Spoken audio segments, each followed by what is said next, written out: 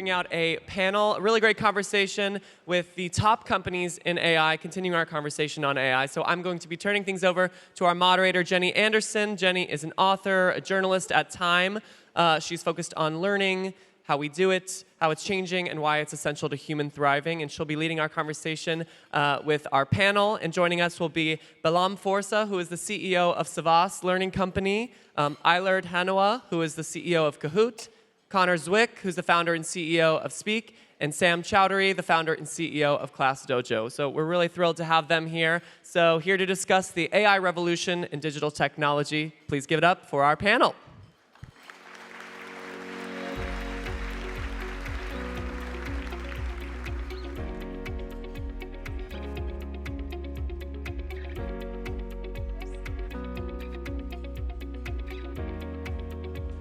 Good afternoon, everybody. It's great to be back at ASU+GSV. Judging by the size of the crowds and the talk in the hallways, AI is indeed everywhere. And we have a great panel here of 4 CEOs to talk about how they are deploying generative AI in their companies, how they're thinking about deploying it, some of the challenges they're facing, and I think a couple of the philosophical questions that we're starting to grapple with here today. So I am going to quickly introduce each of our panelists, and then we're going to dive straight in. On my left, I have Zwick, from the CEO of Speak, an English language learning app to build fluency through conversation, backed by OpenAI. Next to him, we have Sam Chaudhary, the CEO and co-founder of ClassDojo, a communication app for families and teachers, now reaching 45 million kids. He's going to talk about some of the new services he's building. We have next to him Eilert Hanoa from Kahoot, game-based learning platform with 1.4 million paying users, 8 million teachers, and I think 10 billion Kahoots now done. It's a lot of that's a lot of Kahoots. And next to him, we have Bethlam Forsa, the CEO of Savvas Learning Company, a global next-generation learning solutions provider in K-12, used by 90% of the country's districts. Sam, let me start with you. I want to talk to all of you all about how in the past year you've deployed generative AI. What can you do now that you couldn't do a year ago, and how did you get there? Well, hi everyone. Hey. Well, Dojo's kind of a weird company, right? Because we were around in the before times. And so there's been like a big change for us. I think I've thought of like the internal stuff that we can do differently now, and then also some of the external stuff. And I think both are actually quite interesting. I think, I'll start with the internal one. I think one of the big things that we've seen, which probably many of you have seen as well, is that there's like a whole set of problems in companies that you solve, which are quite easy to describe conceptually, but actually quite hard to do once you get into the details. So we run into this quite a lot with some forms of engineering, a lot of data science. You know, someone on the marketing team is like, oh, I really want to understand how teachers are using the product in this way or in that country or in these kinds of schools. And you can phrase that as a question, but then to actually get that answer, you have to know how to write some SQL and go and run the query and come back with the results. And we found like it's been an amazing application inside the company to just democratize access to data and data science and question answering. You know, once you can train a model on your table structure, you can start to have the model write the SQL for you and then come back with the interesting answers. It gets even crazier when you think about engineering. So, one part of Dojo, we've got this huge network of kids now, but one part of it, which we can talk about, is a virtual world where kids can start to play with their friends. It's a kind of a safe, private place for them to be. Building 3D environments has a lot of interesting and complex engineering challenges. Some of them are really, I talked to my co-founder, a lot of the day he's reading computer science papers and then taking things which are really just descriptive and trying to turn them into code. And so you're trying to get your head around some pretty fundamental problems. And he's had a huge lift in being able to talk to something like Claude Opus and just describe the kind of thing he's trying to do. Like, I'm trying to create this, this raycasting algorithm that would do this or that or the other. And then actually to have the model come back with real code has been pretty amazing. So there's some internal applications. Do you want me to go external, or should we share the love a bit? Yeah. Okay, cool. I think the external one for me is quite interesting. there's a question. One of our I started as a teacher after college briefly, there's an interesting question that one of our PMs asked, which is we should look at where our customers are toiling. And if you look through your own lives, like through the day, or if you look through the lives of a teacher, you will find incredible amounts of toil. Whether it's like, I have to make 1 million lesson plans, or I have to customize things for different kids, or I have to do all this like nonsense admin work. And you start to think, well, if we could remove all of the toil for you, how good would that be? And so I think we found like we're beginning to find really good applications of where we can just abstract away a ton of work. One very trivial one, I'll give you an example. We recently built a tutoring service where the top 1% of teachers on Dojo can start to teach kids and families all over the world. So if you're a kid who grows up in the middle of nowhere, you can have access to an amazing teacher now.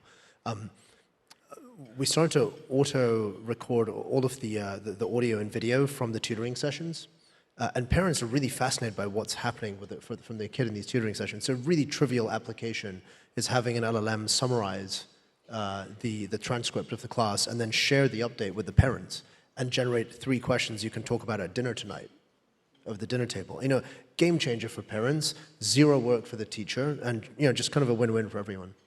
So interesting that you're building a human tutoring business and then using the AI to summarize and augment that, but it's kind of the opposite of what we've been hearing about a lot so far, which is creating the tutor bots. So you're kind of inverting that, but still using the AI to sort of optimize that practice. Bethlam, let me go to you. Tell me a little bit about what the last year, 2 years has been like. What are you building with generative AI that's going to make a difference to learners in districts? Yes, thank you, and good afternoon to all.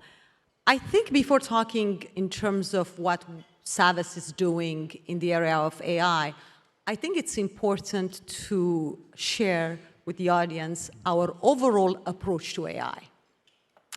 So what I mean by that is we are committed to safeguarding students' learning experience. We believe it's paramount the trust-based relationship we have with educators, with learners we serve, it needs to be, we need to continue to ensure that we need to get AI right. That's very important. So which means, like any technology we introduce into the classroom, we take the time to ensure that it is pedagogically sound, it's purposefully built, and it has a clear benefit. In addition to that, making sure that the underlying data is quality, has been vetted, again, to ensure that it's going to provide what we're trying to do.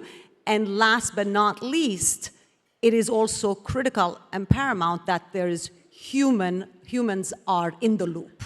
So, it's the teacher that makes the magic happen in the classroom. So we believe it's critical that we keep the teacher in the loop. So with that, so what are we doing is we're looking at it in multiple ways. One is obviously like a lot of, I think of it as 3 different pillars. One is very much focused around productivity tool for product development. As you can imagine, we do a lot of product development across the board, from K-12 literacy, science, math, the humanities. So we leverage it to really speed up the development process.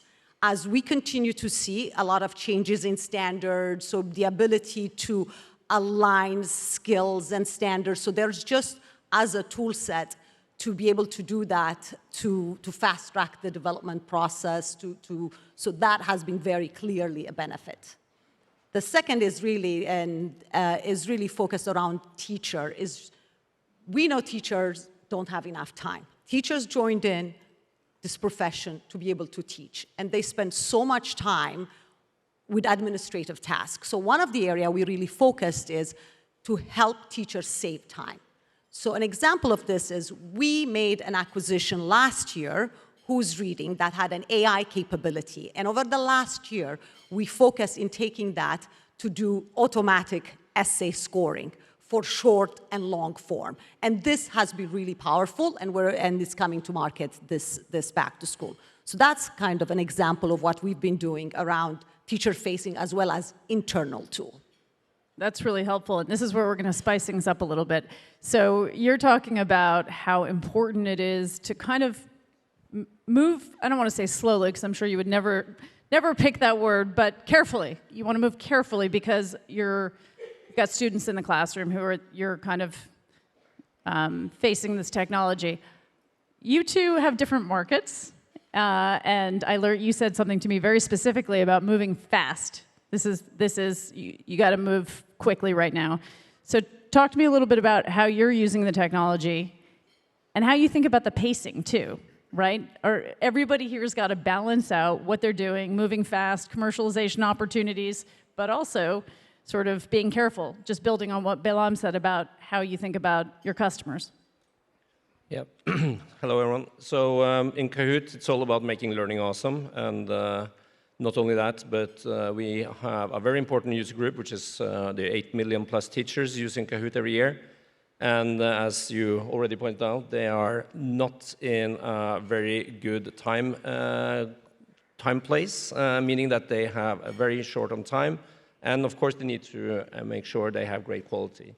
And this has been what we've been trying to fix for the 10 years Kahoot have been in business. And what we have delivered so far is, of course, a solution that makes it possible to create or consume others' content on the platform. And what we now see with what comes of great AI tools, working closely with Microsoft and consuming the OpenAI service, is that we can make tools that are both making it much faster, up to 90% faster, for teachers to create their own collections or the material they want to use in class, whether it's for handout, for joint sessions, or for homework. And of course, a more engaging way of making learning awesome. It's all about making the teacher the classroom hero and really get the students to pay attention. And last but not least, a better way to also make reporting and analyzing the data after the session in order to make sure that the teachers can spend their time most wisely for the next cycle.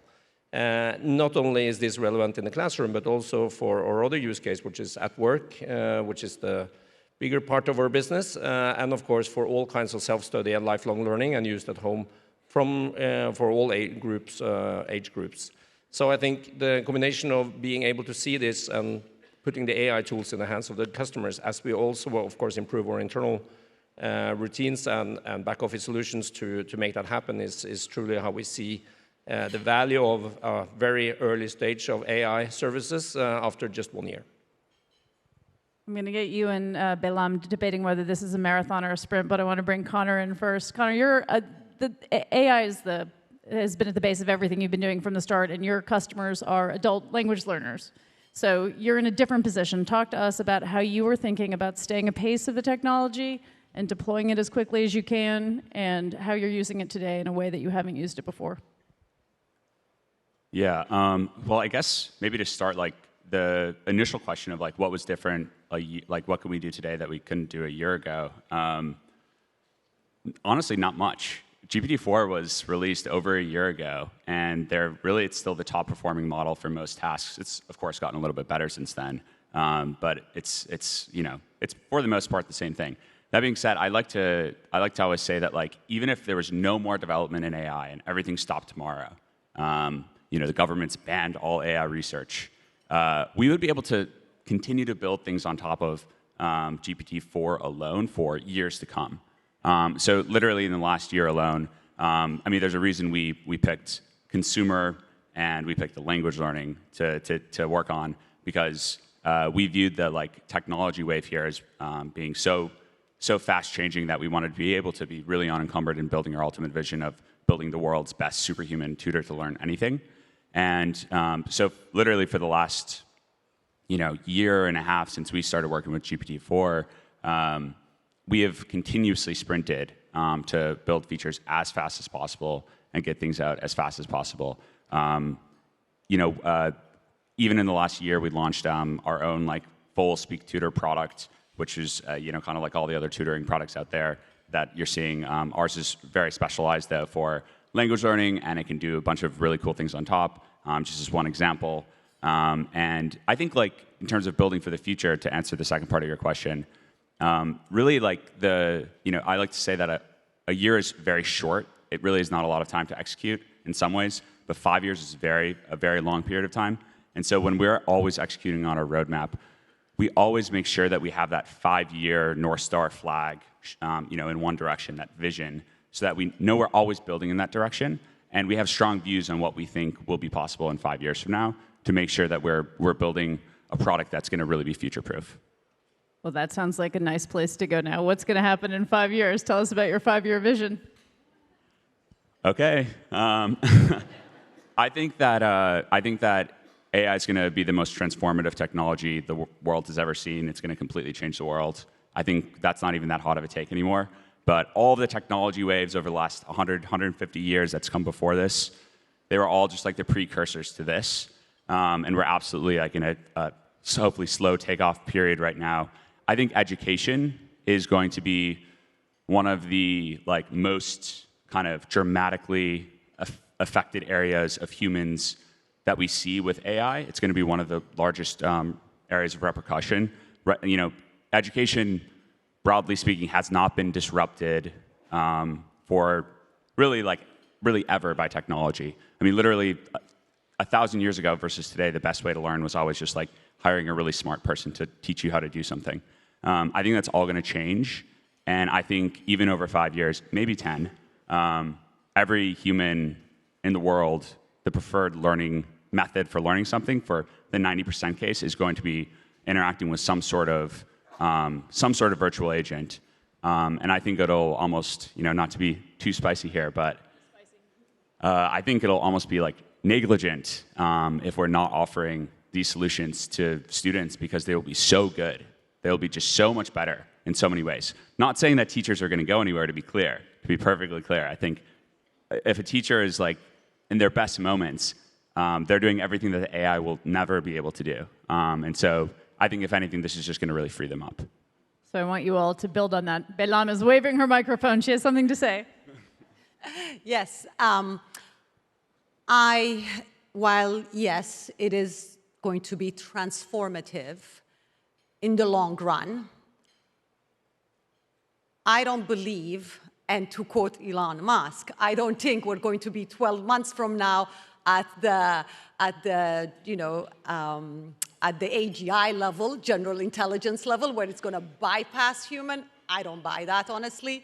I think most people think in 10 years from now or so. But what does that even mean? I come back and say, what does that mean, bypassing human intelligence? So I think in education, we spent decades to truly, that nirvana world we've all been searching for is to truly personalize the learning journey for every child. And we've spoken extensively, and we have been in the forefront of adaptive learning, which is a form of AI, for a long time. And that has always been the journey. I think ultimately, looking forward, AI has the possibility of truly personalizing the learning journey for every student so that we're able to really personalize their way, their preference in terms of learning style, addressing their language needs, et cetera, and personalize it. But just to be clear, I don't ever believe it's going to replace teachers. Teachers make the magic happen in the classroom, and it's going to support teachers, but it will never replace them, because there is that magic, that relationship of nobody wakes up and say, I love my chat box. They say, I love my teacher. That's what they say. But so they don't love their chat bot yet. Doesn't mean they won't. No, we have heard, I think everybody in this room, especially if you're longtime ASU+GSV attendees, we have heard a million promises of how technology was going to revolutionize learning, and so far that has not been the case. And based on at least just academic scores over the past decade, the promises have not delivered. So I would like you all to keep building on whether you think this one is actually different. But I'd love both Sam and Eilert to weigh in a little bit. I think these two are posing slightly different views as to maybe the pace of the innovation, specifically in teaching and learning. So jump in there and tell us where you fall in this.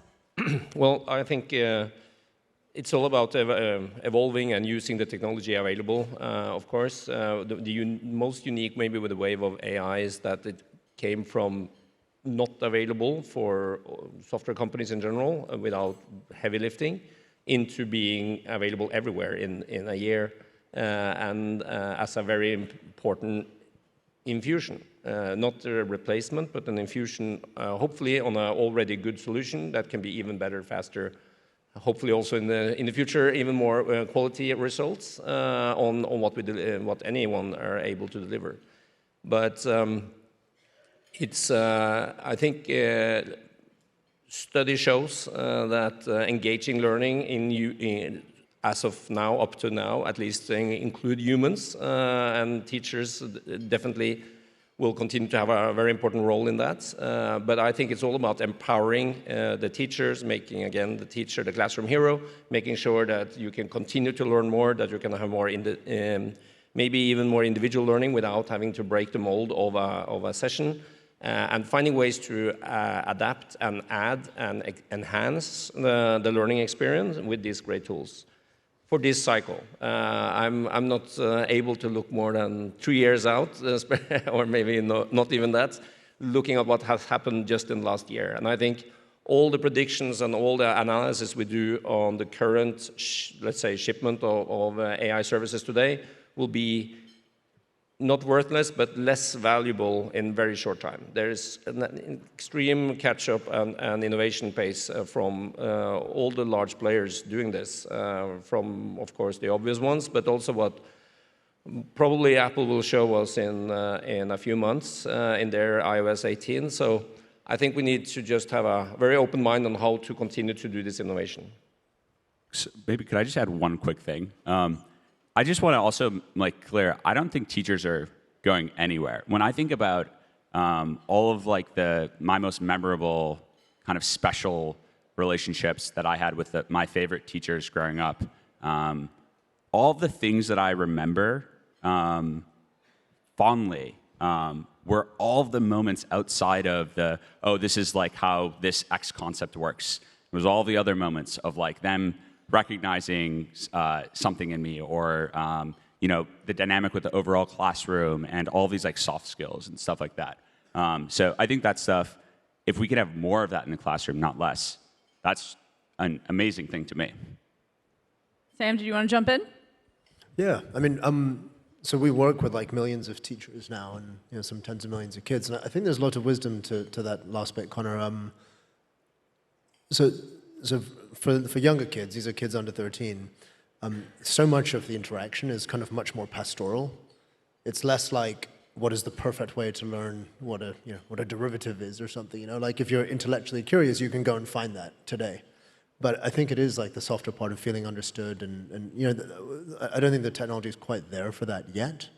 But I similarly feel quite excited about the idea of a classroom where you have many more of these human moments. It's a bit like, to use a very trivial example, like when the calculator came around, you might have been like, well, look, I can really, add all these numbers and carry them over the columns or whatever. And it was just like, wow, what a tremendous amount of useless toil. Now that you have a calculator, now you can do many more interesting things. So I think there's like a similar analogy to that here. Connor, you told me that you think the list of things that, just as with respect to English language learning and your main market, that the list of things that humans can do that AI can't is shrinking pretty fast. And so just to kind of keep building on this a tiny bit, how fast? And you just talked about the importance of humans, so what does that balance look like for your English language learners? Do they need the human too? Or can the bot do all that kind of learning? And then I would love to hear from the other panelists on sort of how we get that balance right. Yeah, I think language learning is a great kind of canary in the coal mine here a little bit, because it's one of the areas of education that happens on the consumer level, so things happen faster at a large scale. And we can kind of see trends that maybe will happen in other places as well. The way I think about this is you could almost make a rubric of literally all of the things that a human tutor or teacher can do, and you could almost classify it as the models can are worse, equal, or better than the humans. And yeah, that list is like shrinking very rapidly. I think the part of that list at the bottom is going to take a very long time. And like, let me just put it a different way. Why are our users learning mostly English, because we focus on English right now? Why are they learning English in the first place?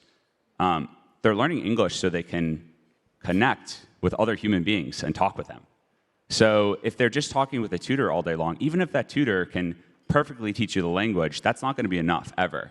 What we hope is it can make it dramatically more quality education, like fluency that actually like works to way more people, but they're still going to want to talk to human because that's how you actually practice, and that's the ultimate end goal anyway. And so we think that that's going to be the case. Like there's a form of that for like all classroom education as well, and I think that that's like the way I would think about it.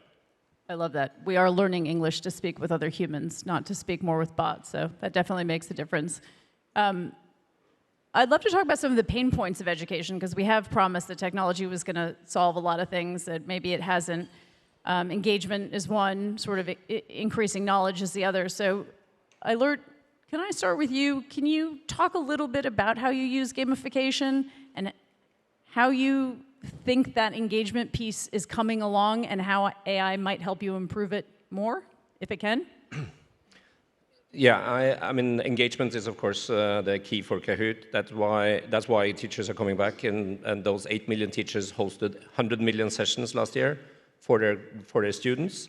I think the most important to remember is that the layers of, let's say, understanding from mastering to become engaged to actually learn is, of course, very important to recognize when you are building up any student session or any course that's to be consumed by students. And last but not least, it's about changing your behavior. The reason we are doing, hopefully, the reason we are doing a lot of studying is because we're going to learn something that means that we can do things different after we have learned that new knowledge. So how do we make all that automated or gamified through Kahoot? That's what we try to do, and that's, of course, we're all individuals with different, let's say, interest of learning, from not motivated at all to super highly motivated, and we have different things that are triggering us. So our most important job is to try to figure out how do we get the whole class or the whole group actually engaged into that learning. And I think that's something that will not go away. The super student will be able to use YouTube to learn any topic already today. And those not so super, they need still some encouragement and ways to be motivated, which will be triggered on different areas. And we've done some I think, good investments in both games and apps for learning math, learning how to read, which is based on the terms of the kids or the young students, so they can actually teach themselves as well. So we're coming from these different approaches, and we also luckily have a lot of research from great teams at different universities looking into how classes are actually ending up learning more if there is engaging learning and gamification in the way the material is presented. So I think we have some good stats and some good achievements so far, but we are nowhere near what we should be able to deliver. So this is a double down and continue to invest cycle for us. And how do you make sure it's a race to the top and not a race to the bottom? Because engagement, of course, engagement in learning is incredibly important. Engagement in tech is a whole different thing. And how do you think about those two things differently? Yeah, I mean, not only is it from a topic perspective an interesting challenge, but also that the consumer behavior is changing very rapidly. We all have seen, if you have kids or even grown-ups here, the attention span now is down to 10 seconds, very much thanks to TikTok, I guess, that we all are consuming things very differently, and it needs to happen something instantly if you're going to continue to pay attention. Of course, that's also impacting how we are building educational technology. We are not competing against a great book. We are competing against social media or non-learning, if you will. Well, it might be meaningful content there, but not maybe as a structured learning alternative. So we need to, we can't just kind of ignore it. We need to somehow embrace some of the mechanisms and making sure it's recognizable from where attention is actually created. And I think that's a moving target, and it's not an easy path, but definitely important to recognize. Jump in. Yes, so to add around the notion of how AI can help engagement, which is obviously something we fully are immersed in and focus on, a couple of ways to talk about. One is the ability ultimately to truly personalize is going to make a difference, because each person, each student learns differently. So are you able to provide me the information in such a way that I'm able to absorb it better, so I can learn better? So the ability to really adjust for learning styles, I think, is going to be huge. I think it's going to make a significant difference in being able to do that. Because a lot of times when we talk about engagement, think about it. You are in the middle of doing math problem. You get stuck. I mean, going back to the attention span, you abandon, you're done.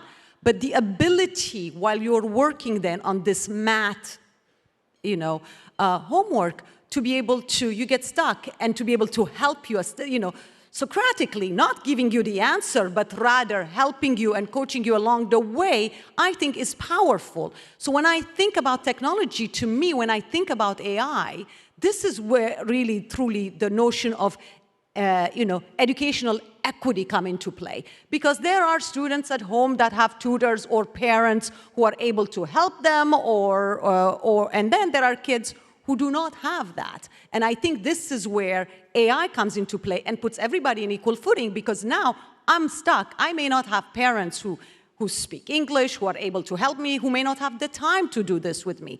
So then I'm able to work on that problem and not get stuck. So it really engages it's a form of engagement and really in supporting you in your learning.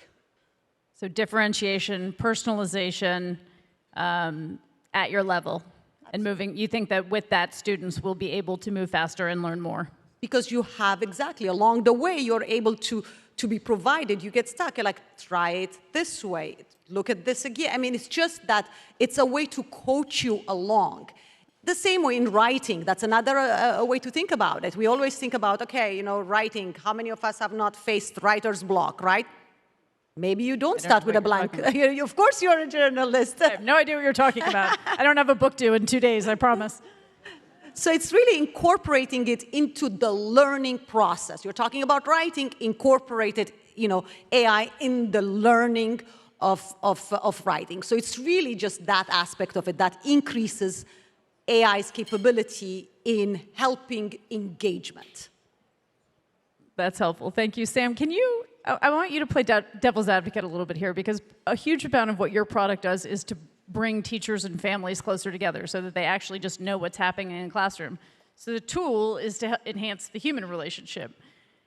I'm curious, with all the talk of AI and sort of all the buzz and hype around it, where you see that human relationship growing and where you see it shrinking. Like, are you worried that maybe all of this talk of technology is going to make that human relationship between the teacher and everything gets automated? You're getting more, did you hear the LA Unified is rolling out this whole new AI system and everything's going to be automated. And I'm just curious whether you think you can maintain that great human relationship. All right, I've got maybe a spicy take on this one. I kind of think there's a giant, education to me is a very, I'll back up a little bit. I think learning is a very human process. It's about people, fundamentally. And then education is like all the infrastructure around learning. And I think that can sometimes be very divorced from doing what is actually in the best interests of kids. Not from bad intentions, but I think it's easy to lose touch with the reality of what's actually happening in a classroom. So I don't know all the details of that, but I mean, it seems dystopian to be like, well, the kids are going to be in school, let's just have robocalls going home to tell parents what's up. You know, that seems like a weird world to live in. In fact, I'd actually go back, maybe I'm not proposing anything new, I'm proposing something quite old. Like human beings were kind of evolved to live in communities of people, right? Like when I was in the cave, we had multiple generations around, we had like friends, family, you know, friendly uncles and aunts or whatever. Like that's kind of a very natural environment. That's kind of what we're wired for. And so the idea of like having a village for every kid, like a supportive and nurturing village for every kid, seems like actually a really old idea. And technology may enable that in our modern society. It seems a little dystopian to me to be like, oh, let's like cut out all the humans and just like treat the kid as like a little science lab to run programs on. You know, it's like, it's kind of like, but I can imagine like if you didn't know this kid and if you're quite far from their lives, you know, it's easy to get lost in like, what does the data say and what do the numbers say, and to step away from the human being. So I think like it's, for me, obviously I'm biased because we're a consumer company, but like we focus a lot on like real problems that kids are facing and teachers are facing and families are facing and helping them solve them with the very best that technology can offer. But you have to start with the customer and work back from that, in my view. I think that's a great, I want to do 2 speed rounds because we only have 5 minutes left. Okay, speed round number 1, what do we overestimate and underestimate about AI and learning? Who wants to go first? Connor, you're right next to me. I'm going to pick on you. Wow. The question is, what do we Overestimate about AI? What do we underestimate? like today? Today. Okay, lightning round. I think we overestimate just like the overall capabilities, broadly speaking, today, because often, I mean, you see this, like everyone tries the new model, they think it's basically AGI for like a day, and then they realize, oh, it actually sucks at this, this, and this. And likewise, I actually think we probably underestimate the inflection curve that we're on, and like how it seems like it's growing really fast right now, and it was growing faster than it was a year ago, but actually it's going to be like this in another year or 2 years, and it's just going to get more vertical over time. The hockey stick. Who wants to jump in next? Underestimate, overestimate? I think we definitely are, back to what we talked about earlier, we need to think about how it's going to be consumed in a few years in order to plan for what to build now. Back to the point of underestimating the velocity here of development, it's definitely going to be a lot of new services and new ways of consuming them, even based on optimistic views now on what's going to happen. I think we're still maybe underestimating the impact. Overestimation will be more in the category of how to ensure quality, or how fast can we ensure quality. And with that, of course, also implications around compliance and how to treat information. And as we always see when there are new technology and new toys available, the security guard is maybe coming down a little bit. So being able to understand also the short-term negative implications of using AI services, both internally and towards customers, is probably on that side. Bethlam? Connor, I agree in terms of the overall, the curve is really the one where it's going to take longer, particularly in technology, if we go back and look at it. Not that you should look at history to predict the future. I still believe in the long run it's going to be transformational, so maybe we're... Underestimating that? Yes, maybe we're underestimating it. I think it's going to take time to arrive to that nirvana world. I think we will get there eventually. So in that sense, I just think it's always the issue is it's trying to predict that change. That curve is always the hard thing. But I think I think it's fundamentally going to transform, because we're going to learn so much more about learning itself. Right? We're going to learn so much more, the ability to leverage data and actually compound it with what you can do with AI, really pinpoint exactly. I mean, to quote an educator, she once said, coming out of the pandemic, she said, you know, it's like Swiss cheese. There are holes in their learning. And I think we'll be able to really address each hole and not even hopefully build those gaps in learning. So I think it's just, in that sense, I think it's going to be transformational, and I think we're. Really interesting point. Our pace of learning about learning is also going to go, from linear to exponential, just because we'll have more data and it will continue to grow on itself. Sam, I hate to put you at the end of that list, but there you go. I mean, look, lots of good points. I mean, maybe just a little more color. I think like one common pattern in human history is things that were once reserved for a few people becoming widely available for everyone. So you start to think about the abundance you can create where if everybody in the world had access to like an incredible doctor and an incredible tutor and an incredible coach and an incredible lawyer, which have been very expensive and available for a few people. I can just think life changes quite a bit. All right, we literally have 1 minute for our last lightning round. What keeps you up at night in 10 words or less? Bethlam, I'm going to start with you because you're at the end and you haven't had to go first yet. Yeah. I think the biggest concern is the quality of the underlying data. Number one, that's really a big concern. Number two is, do we have enough guardrails from a safety and protecting the data and privacy of students will be the two that really keep me up at night. So really just the quality of the underlying data to ensure there aren't biases and how to minimize that. And those will be the two main ones. Yeah, I think in the short term, obviously safe railing and making sure that the data source is known in order to make the max of the service. Long term, keeping us awake is definitely thinking smart enough about how the use case is going to be adapted and what they can use, meaning our customers, all the services going forward. All right, Connor and Sam, can you do it in one word? Because we're done. I think we forget about the customer and starting with the customer first, like the kids in this case. Kids? 4 words, not moving fast enough. Thank you so much for joining us, and enjoy the rest of your conference.